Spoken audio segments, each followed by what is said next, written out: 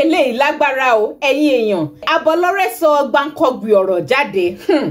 àwọn àṣírí tó deep nípa wàhálà ipò state chairman NURTW tó wà láàrin MC Musiliu Akínsànyà àti Tafasego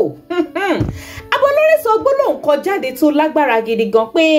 tí MC Olúọmọ ò bá jẹ national president l'Abuja Tafasego náà ò lè jẹ state chairman ní Lagos state. àní tí bá a sì ò bá sì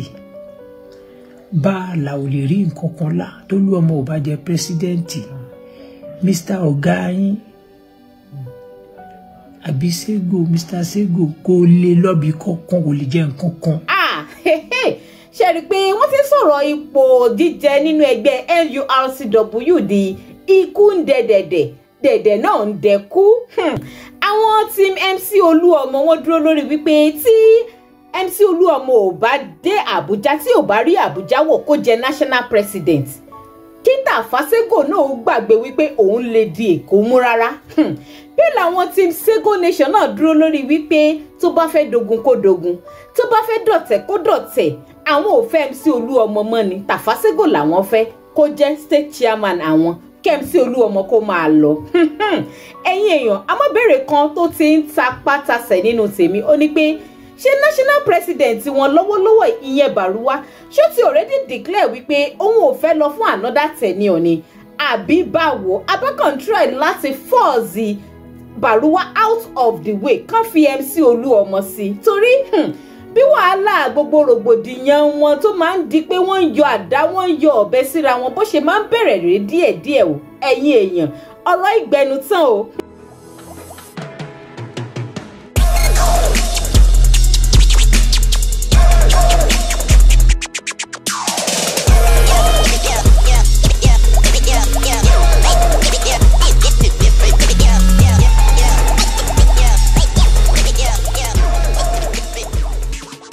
ẹ tún káàbọ̀ sórí ìkànnì Digi-Naija Television gbogbo ojú tó ń wò mí lákòókò yìí ṣé láàfíà ni mo tún bá yín tẹ́yìn bá wá ṣe darapọ̀ mọ́ mi for the first time. máa bá mi subscribe kẹ́dẹ̀ máa follow channel yìí ẹ like video yìí kẹ́sì máa bá mi share kó máa lọ lórí ayélujára kí fọ́nrán yìí kó lè dé gbogbo ibi tó bá yẹ kó dé torí ó ń bọ̀ àwọn náà dẹ́ẹ̀dẹ́ lórí ọ̀rọ̀ MC Olúọmọ àti Tafasego ọ̀rọ̀ ipò state chairman tí wọ́n jọ ń fà táwọn boys wọn jọjọ ń fà láàrin ara wọn yìí ó ti ń lágbára ó ti ń dojú kàásì nǹkan. now ọ̀rọ̀ pé àwọn ọmọ ẹgbẹ́ kankan ò jẹ àǹfààní kankan lábẹ́ MC Olúọmọ lásìkò tí ó jẹ́ state chairman ẹgbẹ́ yẹn ní Lagos state táwọn Tafasego Nation àwọn Sego Nation àwọn supporters Sego àwọn team Sego tó ti ń gbé káàkiri tó ṣe pé ìyẹn ni wọ́n ń lò láti fi against MC Olúọmọ everywhere. Abolore ó ti tàn mọ́lẹ̀ sí kókó ọ̀rọ̀ yẹn nínú fọ́nrán yìí ẹ wò ẹ̀yin èèyàn ọ̀rọ̀ pọ̀ nùwé kọ́bọ̀ nù fọ́nrán yìí o kódà Abolore mẹ́nu bà gbogbo àwọn rògbòdìyàn tó ti wáyé nítẹ̀níhàn Ọlọ́run wà àti àgbẹ̀dẹ gbogbo bí wàhálà ṣe máa ń ṣẹlẹ̀ gbogbo bí àwọn kan tó ṣiṣẹ́ pé àwọn tó ti ń dá wàhálà lẹ̀ nígbà yẹn náà sì continue láti máa dá wàhálà lẹ̀ nínú ẹgbẹ́ yẹn láàrin MC Olúọmọ àti Tafasego gbogbo ìpátá ló tàn mọ́lẹ̀ sí nínú fídíò yìí ẹ má jẹ́ n rojọ́ jìnnà ẹ jẹ́ n play fídíò yẹn báyìí káàdìjọ wò káàdìjọ gbọ́ kí n wá padà wá ká wá sọ̀rọ̀ lórí ẹ̀. àní tí bá a sì ò bá sì bá a là ò lè rí nǹkan kan lá tó Olúọmọ ò bá jẹ pírẹsidẹ́ǹtì Mr. ọ̀gá yín àbí Sego Mr. Sego kò lè lọ́bì kankan kò lè jẹ nǹkan kan ó dáa láti ìgbà yìí tá a ti wà yìí sẹ́yìn Olúọmọ ọ̀rọ̀ president tó ń fà lókè Ọlọ́run tí ń bá wa yanjú ẹ̀ ó dẹ̀ ti yanjú tán tọ́rọ̀ ẹ bá ti yanjú Èkó náà máa ṣe kí ni wọn á lọ bẹ́ẹ̀ bó ṣe yẹ kó lọ báwa ṣe fẹ́ nìyẹn tó bá fi dídá àwa tó bá fi dídá irú èmi kọ́ ẹ pé Olúọmọ nǹkan tó fẹ́ ni tó bá fi dídá èmi àbí àwọn kan tó kù àwọn sọ ó dá Olúọmọ ẹ má lọ sí president ẹgbẹ́ má lọ ó yẹ ẹ dúró lẹ́kọ̀ọ́ àti máa dúró lẹ́kọ̀ọ́ ṣé máa jojú ọ̀gá yín fún Olúọmọ ni kò possible ṣó ṣiṣẹ́ tó ní àbí kí ló ní tó ó ní charisma leadership ló ní jùlọ ni àbí àbómọ̀yàn jùlọ àbómọ̀yàn tó gbogbo yín pátápátá kò sẹ́ni tó mọ̀yàn tó Olúọmọ nù yín kò sẹ́ni tó lawọ́ tó kò sẹ́ni tó láàánú tó kò sẹ́ni tó ṣe dáadáa tó, kò sẹ́ni tó ní exposure tó, kò sẹ́ni tó lẹ́rùn ọ̀fẹ́ tó, kò sẹ́ni tó ní tẹríba tó. Gbogbo yín, gbogbo nǹkan tí èèyàn fi ń jẹ́ leader láyé ló fi ju gbogbo yín lọ pátápátá. Olúọmọ fi ju gbogbo yín lọ. Kò dá sí èyí tí ó ràn lọ́wọ́ mi. Mo ti rí àwọn kan náà tó bọ́ta tó ń ṣe fídíò wá, mo kàn ń rẹ́rìn báyìí, mo kàn ń mérí báyìí ni. Àníṣe gbogbo ẹ̀yin tẹ́ gbé nǹkan rẹ̀ ṣe láyé Olúọmọ, tẹ́dẹ̀ ń jáde tẹ́ ní ìyà ń jẹ yín ẹ̀rí nǹkan kan. Èmi kọ́ ni màá bá yín sọ. Ẹ̀yin fúnra yín jọ tẹ́ bá ti ń sọ̀rọ̀, ẹni Ọlọ́run wo gbogbo nǹkan tó bá gbé ṣe ní tẹ́nà Olúọmọ kọ́ ló ń pa gbogbo ẹ̀rẹ́ mọ́ ẹ lójú. Àbí kọ́gá yín sọ kí ọ̀gá yín kọ́gá yín kó sọ pé òun ò jẹ́ nǹkan kan láyé Olúọmọ, pé tóun bá wá parọ́ pé òun jẹ́ nǹkan láyé Olúọmọ, gbogbo ohun tóun bá ṣe kó parẹ́ mọ́ òun lójú. Wàláhì àsìkò tẹ́nà Olúọmọ 4 years tán lò lọ ló jẹ́ èèyàn gangan. Tẹ́lẹ̀tẹ́lẹ̀ kò jẹ́ nǹkan kan. Ẹ gbà nǹkan tí mo sọ fún yín, tí mo dẹ̀ mọ̀ tí mo lè sọ. Ní 4 years tán ṣe lọ yìí,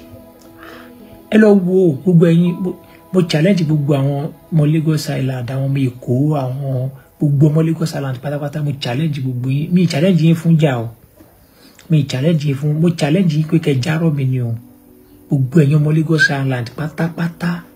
gbogbo Lagos Island pátápátá àti dé mainland, ní tẹ́nà tí Olúọmọ ṣe yìí àti Mr. kìnìkan yìí, Mr. Income yìí, tẹ́nà yìí gangan ni ó ṣẹ̀ṣẹ̀ rówó, ló ṣẹ̀ṣẹ̀ jẹ́ èèyàn, ló ṣẹ̀ṣẹ̀ jẹ́ èèyàn, ló ṣẹ̀ṣẹ̀ rówó ní ìjẹ́ èèyàn ṣẹ̀ṣẹ̀ dé fún. Ẹ lọ wo, ẹ wo 5 years, irú mọ́tò wo ló ń lò, irú báwo ló ṣe wà, báwo ló ṣe wà sí. Tẹ́nà gbà tó ṣẹ̀ṣẹ̀ jẹ́ treasurer àbí lẹ́yìn ìgbà tó ṣẹ̀ṣẹ̀ jẹ́ kíní kan jẹ oyè lẹ́yìn Olúọmọ yìí, ló ṣẹ̀ṣẹ̀ rówó, ló ṣẹ̀ṣẹ̀ dúdú. Anything tó bá sọ lẹ́yìn irọ́ ni. Gbogbo yín náà mọ̀, ẹ̀yin náà mọ̀. Ṣé rí wípé ọ̀rọ̀ yìí lágbára báyìí ẹ̀yin èèyàn? Tàfásíkò ni ó ń báwí ní sáìdì yìí o, wípé ó jẹ́ treasurer, wọ́n sọ wípé òun ò rí nǹkan kan jẹ ní abẹ́ ẹ̀tẹ̀ ní MC Olúọmọ. Tàfásíkò lọ̀rọ̀ yín bá wí gangan. Ṣé ń gbọ́, ṣé rí pọ̀rọ̀ yìí lágbára ó gbẹnu tán. Ẹ wo bó ṣe ń sọ lẹ́sẹlẹ́sẹ, bó ṣe ń jù, bó ṣe ń tàn mọ́lẹ̀ sọ̀rọ̀ pé kò sẹ́nibọ̀dì tó jàǹfààní MC Olúọmọ lásìkò tẹ̀ ní ìṣẹ́ni, bó ṣe ń tàn àṣírí yẹn lẹ́yọ kọ̀ọ̀kan. Ẹ tún já máa gbọ́ lọ síwájú. Ǹjẹ́ pé tó ń ra lé sí Surulere, ra lé sí inú gbá, ra lé síbi kan, ayé tẹ́nà Olúọmọ yìí ni ẹ̀dẹ̀ lẹ́jẹ̀ kankan.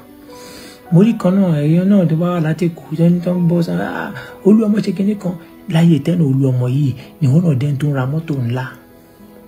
ló ń gbádùn. Ayé Olúọmọ yìí ni. Ṣé rí Olúọmọ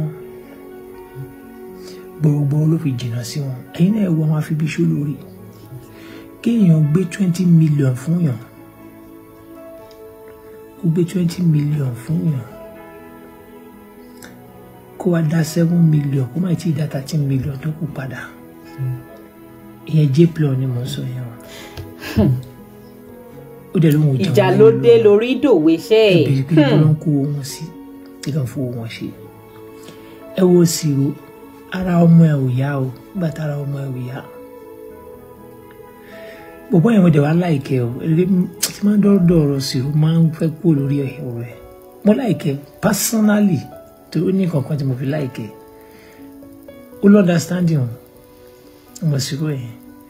ó lọ́ understanding o, but àwọn wà kan fẹ́ wọlé wà lára ìgàn, ìwà ìgàn wà lára ẹ̀, àti ó dà pé òun náà fẹ́ ní lára, òun náà fẹ́ ní lára, òun náà fẹ́ ní lára, yes, òun náà fẹ́ ó ní lára, òun náà dé làwọn mẹ́mọ́ wẹ́ mi lè sọ pé láwọn náà bọ́sí mi yóò sì mọ́ wọ́n jẹ́ sọ nǹkan tí mi mọ̀, wọ́n ti bá mọ̀ ní wọ́n sọ. Àwọn Sego Nation nìyẹn o. You understand? Wọ́n náà fẹ́ ní lára dé lára báyìí. Ṣùgbọ́n Siro ọjọ́ tójú ń pọ́n ẹ̀ tára ọmọ ẹ̀ ò yá. Pásínà Olúọmọ yìí ló kó 5 million lè fún ẹ̀ náà. 5 million. Then ó yẹ kẹ́ máa rántí oore.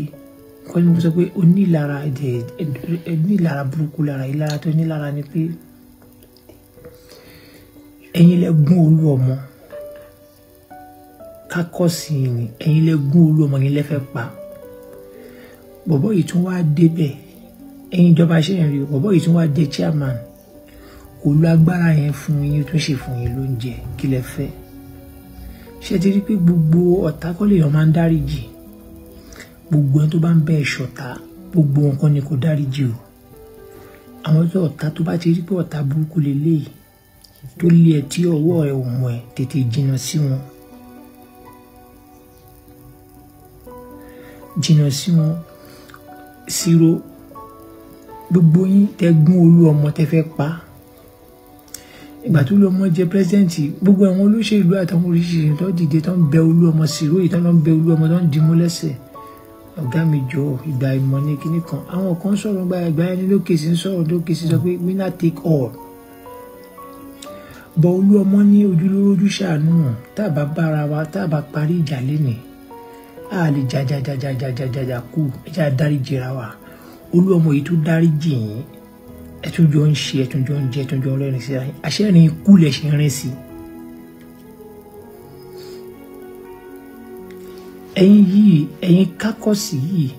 Jplon Siro yìí kankan yìí ẹ̀yin yìí náà lè bẹ̀rẹ̀ ìjà ọkọ̀ máa gbariwo ní pé Olúọmọ láyé Ọlọ́run wà ẹ̀yin kankan náà lè bẹ̀rẹ̀ ìjà o ẹ̀yin ni o ẹ̀yin kákọ́sì náà ni láyé àgbẹ̀dẹ ẹ̀yin náà ni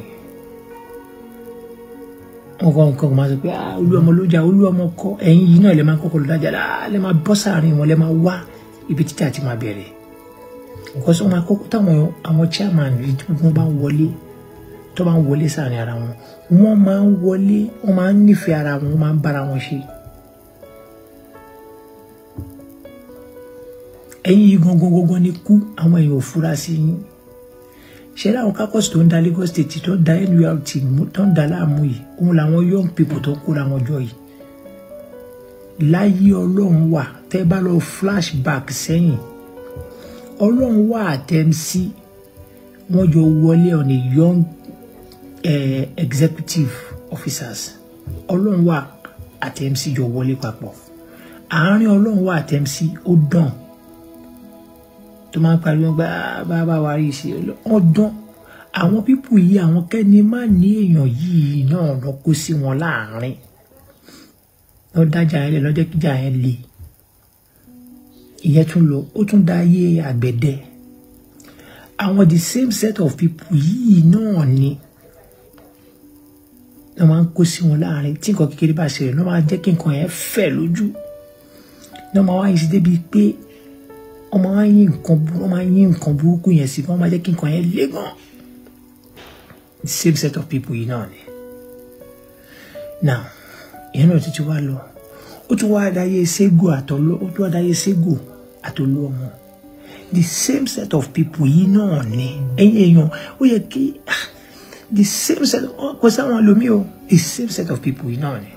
the same people tó ń ṣe ń gbà yẹn tó ń ṣe lọ yẹn ẹ máa wò wọn o ṣẹlẹ̀ èèyàn ò tí máa notice wọn but nísìnyí wọ́n fẹ́ kẹ́yìn èèyàn máa notice wọn the same set of people yìí náà ni wọ́n wá against wọ́n tún dúró tí Ọlọ́run bá wá sọ pé tọ́lọ́run bá gbé ṣe ẹ̀dí tó bá tún ní bó ṣe ń pariwo kíní kan nìkan ní kíní kan nation ní ẹ máa wo nation tó ń pariwo ẹ̀ nation yẹn náà ṣe máa kàbùkù lójú wọn àwọn náà ló tún máa lọ gbé ànádà ẹtẹlómi ìnáwó tó ti fẹ́ dìde àwọn náà ló tún máa kóra wọn jọ àwọn náà ló tún máa nation tó ń pariwo lé nísìnyí pé mẹsàáyà yìí àwọn náà ló máa dìde àwọn náà ló máa gbé gèsè nation yìí àwọn náà ló tún máa bá tiẹ̀ kí òun náà máa múra lẹ̀. ṣe rí i pé ọ̀rọ̀ pọ̀ nínú fọ́nrán yìí bí mo ṣe sọ gẹ́gẹ́ bí mo ṣe wí àwọn ọ̀rọ̀ tí Àbọ̀lọ́rẹ́ sọ kalẹ̀ kókó inú ẹ̀ náà sì ni wípé ìjà ló dé tó rí ń dòwe now àwọn set of people tí Àbọ̀lọ́rẹ́ mention pé àwọn náà dá wàhálà lẹ̀ lásìkò àgbẹ̀dẹ àwọn náà dá wàhálà lẹ̀ lásìkò Ọlọ́run wà àwọn yẹn náà tún ti ń kóra wọn jọba ìtàn pera wọn ní Sego Nation tó ń support Tafa Sego tó fẹ́ fi push MC Olúọmọ kúrò ní post kí ló dé tí ẹgbẹ́ wọn ò ti take action lórí àwọn people yìí àbí ṣé kò sí rules and regulation tó ń regulate ẹgbẹ́ wọn ni, ṣé kò sí law tó against irú activities táwọn yẹn ń ṣe ni, because definitely tó bá ṣe pé lóòótọ́ ni pé àwọn yẹn náà tún kóra wọn jọ láti dá wàhálà lẹ̀ nínú ẹgbẹ́ yẹn báyìí, that means they are the bad eggs in that society. That means báwọn ni igi wọ́rọ́kọ́ tó ń dáná rú, they should find something to do with them now instead of máa jẹ́ kán máa dá everything rú lọ́tún lọ́sì bí eléyìí. Ẹ wo kí ni opinion ti yín lórí ọ̀rọ̀ tó ń lọ láàrin MC Olúọmọ àtàwọn láàrin àwọn boys MC Olúọmọ àti àwọn team Tafasego àwọn Sego Nation? Ẹ máa jẹ́ sí comment. Ẹ má gbàgbé láti máa subscribe kẹ̀dẹ̀ máa follow channel yìí. Ẹ máa bá mi share video kó máa lọ lórí ayélujára. Ire o.